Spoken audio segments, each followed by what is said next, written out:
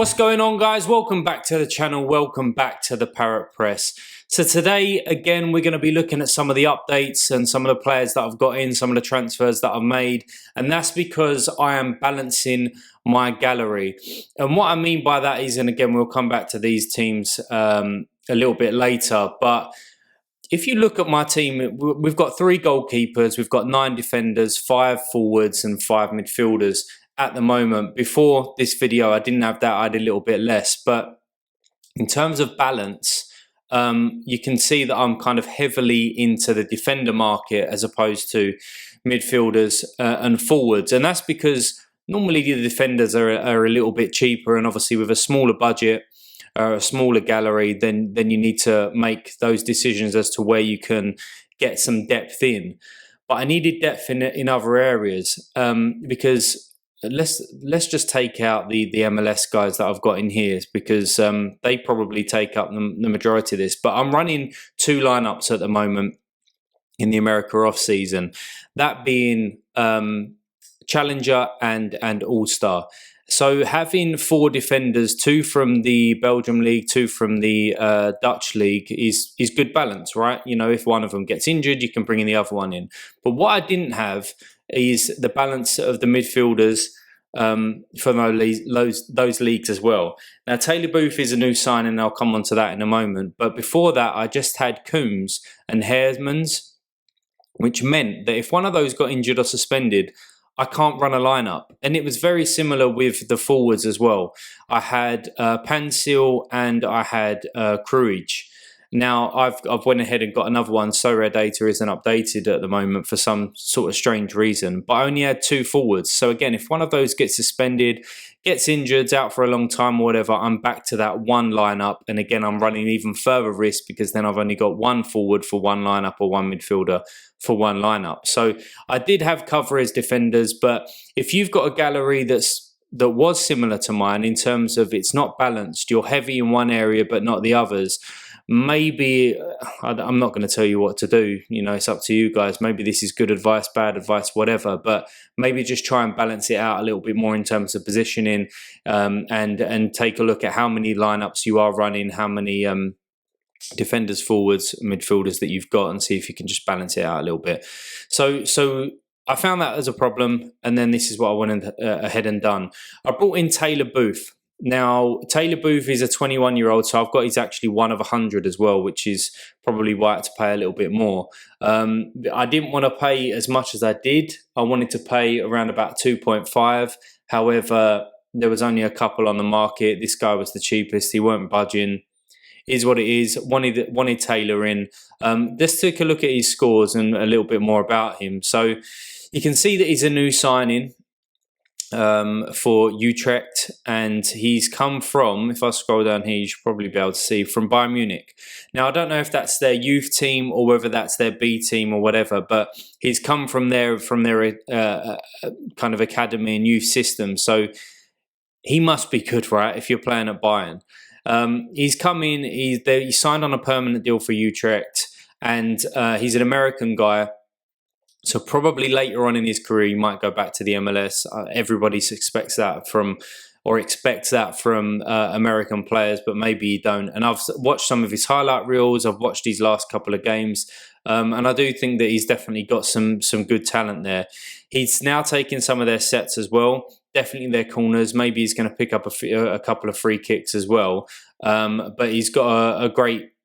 He plays 2-footed, to be honest with you, but he has got a great a shot, great strike, great technique on him, and you'd expect that coming from Bayern Munich. So in the weeks ahead, he's got a couple of decent fixtures. Go ahead and week 340 there, and then the next one is week 3, 4, 5, where it's a decent fixture for him.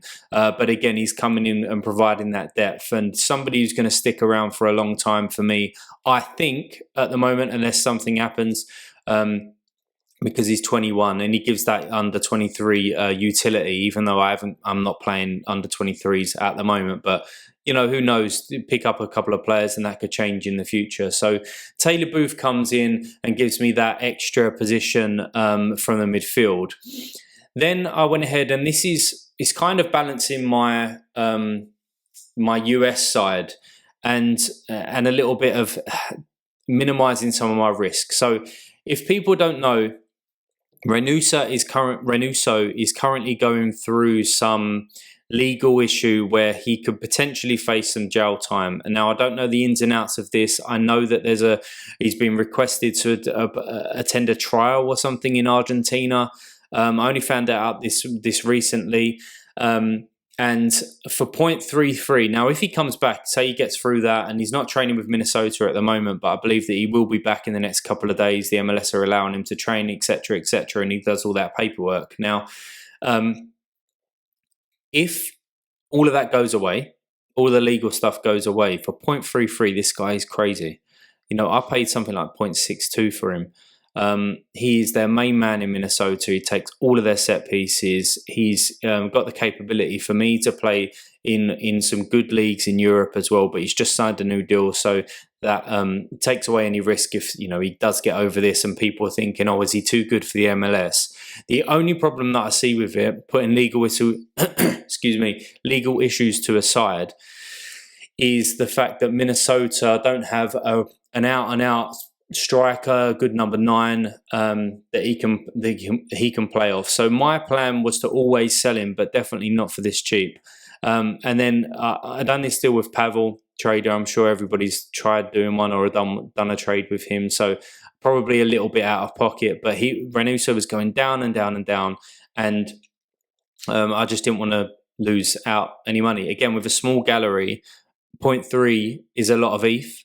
To some of the big whales, you know, 100 ETH plus galleries, it might not seem like a lot, but it is a lot when I need players to be able to compete in some of these competitions and have that depth in my gallery as well. Now, I threw in Lovitz in there because, as we know, Pavel likes, you know, 20-30% on top. I didn't really want to get rid of Lovitz. I know he's so cheap, 0.04. I mean, that's basically the equivalent to a threshold. But he was one of the first players that I bought. I built up his XP, and I kind of had a little bit of an attachment to him, but I had to put him on top because, as I said, I was kind of panicking myself a little bit about Renuso, and I didn't want to lose that ETH. So I picked up Johnny Russell. People should know who that guy is. He plays for Sporting Kansas City. Very good player. Takes some of their sets as well. I expect them to do really well, but I'll talk about, as I said, in upcoming videos around the MLS and what I'm expecting and what I'm hoping for as well. So Johnny Russell comes in to give me that balance from a forward position, because what I went ahead and done, if I just go back to my gallery, and you can see here that I had 2 forwards from the MLS because I plan on playing one lineup when they actually come back. But Quioto, I didn't really want, and again, I wasn't depositing another ETH or another couple of ETH to sort this out. So I needed to look at the players that I've got to provide that balance. And what I ended up doing was to get myself that third Challenger Europe rare striker, is to go ahead and get Storm in. And Storm, if we take a look at his last year, he's around about here, from the 64 points to this recent 90. Obviously, he's not been great. However, before that, you can tell that he's obviously a good player. Now, I've been asking questions about him and others on Discord and things like that. And again, people were saying the same thing. He's a good player. And I did watch this. What game was it? Yeah, it was this where he scored a 90 pointer. And he was good. He was taking people on. He was running at them. He's taking some of their set pieces as well. And if somebody turned around to me and said, well, he hasn't got a decisive for like weeks and weeks on end, probably I'm scrolling down. I can't even see a decisive down here. I'd be quite shocked, to be honest, after seeing him in that game.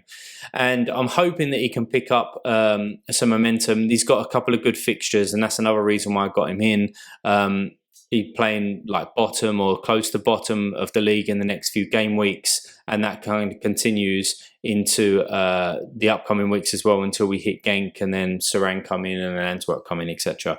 So another reason why I picked him up is, again, let's just go back to my gallery. You would have seen in last week's video I picked up Hermans as well. So I've gone for that double up with Mitchell, and even though they're 16th or 15th in the league, as I said, fixtures kind of rule there, and they're both capable of decisives as well. So although this isn't showing it at the moment, if we take Quieto out and put Storm in there, all of a sudden I've got 3 forwards to play with for 2 lineups, which is obviously better than the 2.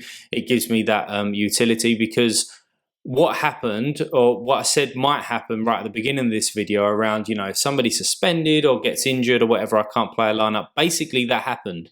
Pansil, and I'll come on to the lineup and how annoying this is, but Pansil picked up a yellow card, and Munoz as well, the Genk right back, picked up a yellow card, and all of a sudden I was without 2 players.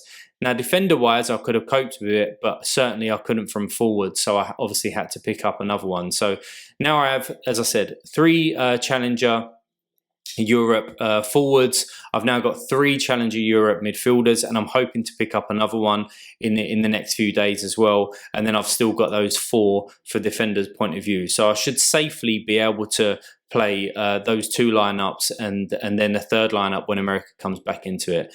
So let's take a look at what my lineups are and what they look like this week. So first off, we've got the All-Star team, and this is what was annoying as well, because I was kind of always planning for this. About 5 game weeks ago, I was looking at this and I was thinking, Ghent have got an amazing fixture, and so did Genk. So I thought, well, with Munoz and Pansil, the best part, I think if you pick them off the floor now, you've got to spend about 1.1 ETH. That's how good that those players are. And I replaced them with a guy who's 0.1 and a guy who's 0.25. Now, this is so rare. Anything can happen. These are clearly decent players who can get decisives, but it was just annoying that I was really focused on this game week. But yeah, we've got the Genk boys and the Michelin boys. We've got them paired up. So basically, there's 2 games in this lineup, which hopefully I can get to watch both of them. And that's how we're looking. I'm expecting a clean sheet for sure from Ghent, and a couple of goals from Michelin, and those guys should be in and amongst it. And then we've got Challenger Europe as well. And this one, a little bit of a punt, because there's some tough fixtures here. Smalls playing Ajax. Noppert and Botch, they're playing AZ as well. They are at home, but AZ are obviously very good going forward. Got the new signing in there, Taylor Booth, who has got a decent matchup as well. And then we've got Vito up top, who is my captain. And as I said last week, when he plays at home, Sparta Rotterdam are very, very good. And he's very, very good when he plays at home, hence why he's got the captain's armband. And just to go back to that all-star side, I'll put the captain's armband on Storm as a new signing, because as I said, he's take set pieces, playing a weaker opposition, just come off the back of a 90, so let's go out there and get it. Then just to mention quickly, my common casual team, if you look at those names, it's mad. It's crazy, the amount of good commons now that are coming off the back of the global series, and what I've accumulated over time. So let's see if I can pick up a limited reward there when you've got Messi, Griezmann, Hakimi, Enzo and Donnarumma. Mad. Rare, all of their rares, that's probably costing you around about 20 ETH or something like that. I don't know, I ain't doing the maths or checking it out, but it's crazy. So let's talk about the La Liga Santander draft beta that we're doing. And this, I said this about the Global Series. I love the Global Series format. I think that Sorare have smashed it out of the park with that format. And now they've introduced this. And maybe this is in advance of them announcing the Premier League in the next couple of weeks, because everybody is anticipating they're doing that whole when Prem thing. I think it's definitely going to come. It's just when. But if they have this format for multiple leagues, I think that it's going to be a really, really good thing. I think it's going to be a smash with people. And I think that it's got the potential to be better than the FPL, because if we look at it, I'm pretty much certain that all you guys have, or most of you guys have played the FPL, Fantasy Premier League for those who haven't. You've put your team together, you've spent weeks doing it, you put it together, and then after 2 or 3 weeks, you have an absolute nightmare. You score something like 30 points per week. You're already something like, I don't know, 400 points off of the top because somebody triple captained or something like that. And then you're throwing in your wild card. You do your wild card, again, you probably pick all the right players, but the right players 2 to 3 weeks ago, rather than the upcoming few weeks, they then get injured, whatever it is, and you just totally lose interest because you're nowhere near it. You're down on your mini leagues or whatever, and then you just don't play for the next 30 game weeks. Now, with this, I don't know the format that Sorare is going to do, but what I would like to happen is to do like a 6 week or even an 8 week, whatever they do it as, competition burst, so to speak. So you know, with Santander, I've picked these guys. We know that you're going to get 2 transfers. You're not getting like an extra draft where you can just pick anybody. So the scouting has got to go into it. You've got to familiarize yourself with the league, and you've got that interest. And then, as I said, 2 transfers per week. And then after 8 weeks, the winner gets announced, whatever it is, if it's mini leagues or big competitions, reward gets out. And then you maybe get another week to go again, pick another 8 or so players, whatever it is, and go in for your competitions again. And I think that will actually give good retention rates, because after a couple of game weeks, if you're only 50 points off, mentally you're thinking, oh, I can catch that up, rather than being 400, 500 points out if you was playing FPL. And then if you do have an absolute nightmare for 2 to 3 game weeks and you lose interest, you can come back again in 2 to 3 weeks after that and get back involved. Maybe they don't. Maybe they run it for the full year. Who knows? But I do really like this competition, and I'm glad that they've stuck with it and just made a couple of tweaks for Global Series, and hopefully they pick up some good data for this, and it runs across all of the leagues. But let's stop blabbering on around my thoughts and just talk about my team. So I've got Oblak in goal for Atletico Madrid. Obviously, he's one of the best goalkeepers in the league. I'm not 100% familiar with La Liga. I know the big teams. I know some of the big players. But as my scouting knowledge is kind of widening, where I'm going from, all my knowledge is in Premier League, and then I'll go into MLS, which I've learned over the last year, and then I'm now starting to pick up, as I said, the Dutch League and the Belgium League as well. So, yeah, I kind of pick these guys on knowing who they are, but also looking at the league table and thinking, oh, well, they're doing all right. Let's take a look at the AAs. Let's take a look at decisives and get them in. Pau Torres and Parejo as the joint there. I mean, Parejo takes all of their set pieces. Pau Torres is capable of a decisive. Hopefully they can link up, but they have got a tough match against Celta Vigo. And then I've gone for Griezmann. I was always going to go for Griezmann. He done so well for me in the Global Series, and he's already got the armband on him, and I probably won't take that off for the whole 6 weeks or whatever this is going to run for, 3 or 4 weeks, as they try and or as they do a beta. Yeah, English is great.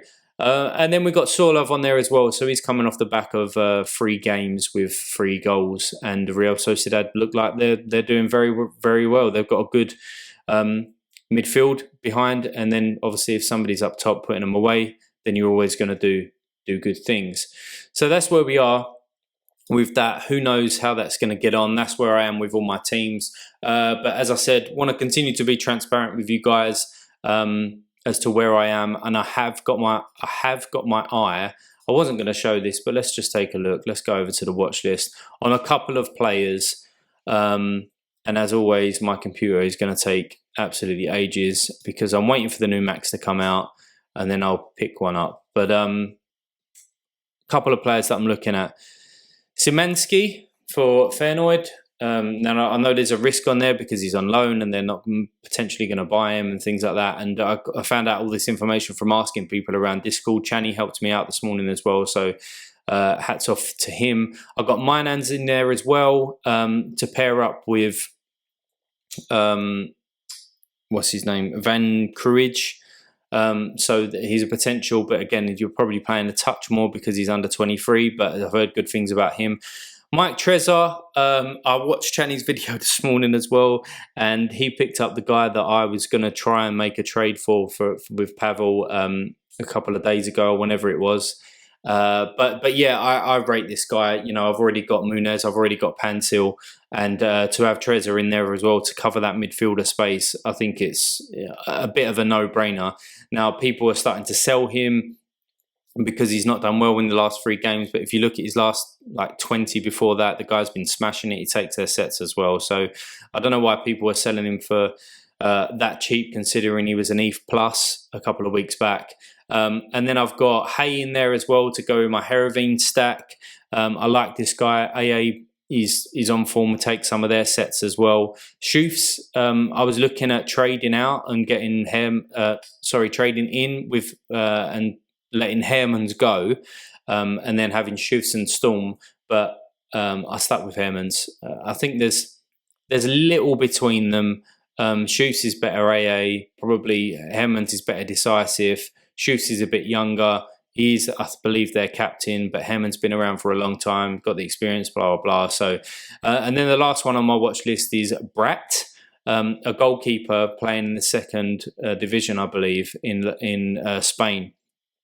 And just some of his, for that price, half an ETH, some of his performances really impressed me. So he's in there and I'm just watching these guys. I'll probably add a couple over the next few weeks. As I said, I look to get in another midfielder, certainly for some cover.